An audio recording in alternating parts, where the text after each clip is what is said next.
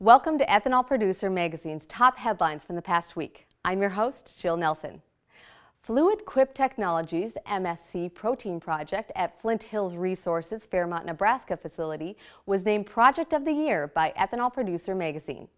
The MSC system recovers high-volume protein from stillage.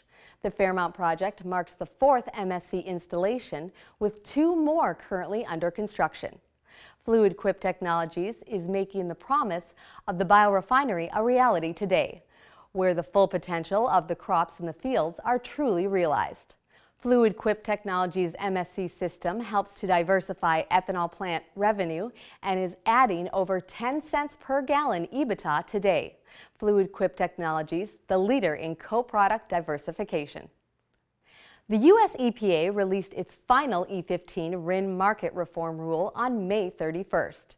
The rule extends the 1 pound per square inch RVP waiver to E15, allowing year-round sales of the fuel blend. It also includes some reforms to the Rin compliance system, although those changes are more minor than those originally proposed by the agency.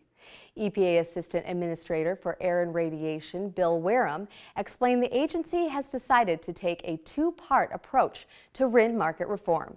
The first step, which is included in the rule, will require public disclosure when Rin holdings exceed specified thresholds. The agency will also collect additional data to improve market transparency and enhance EPA oversight. If these efforts show clear evidence of Rin market manipulation, the agency will implement additional market reforms in a separate rulemaking. Representatives Colin Peterson and Dusty Johnson introduced legislation May 23rd that aims to increase transparency surrounding renewable fuel standards small refinery exemptions and ensure any waived volumes are reallocated.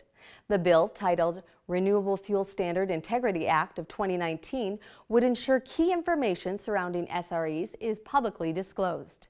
It would also set a deadline for refineries to submit SRE applications and ensure that the U.S. EPA reallocates waived volumes to non-exempt obligated parties. The Renewable Fuels Association, Growth Energy, and the American Coalition for Ethanol have spoken out in support of the bill. A recent analysis by the U.S. Grains Council shows non-beverage ethanol has been the fastest growing U.S. agricultural export over the past decade by a significant margin. Using USDA data, the USGC determined that ethanol exports grew by 18% per year over the past 5 years and 13% per year over the past 10 years. Read full coverage in our online story. The Renewable Fuels Association launched its third annual Ethanol Days of Summer contest on Memorial Day. The contest encourages consumers to submit pump prices for flex fuels like E85 and ethanol blends like E15 to the E85prices.com website. Individuals who submit prices for these fuels are entered in a random daily drawing for a $50 fuel gift card.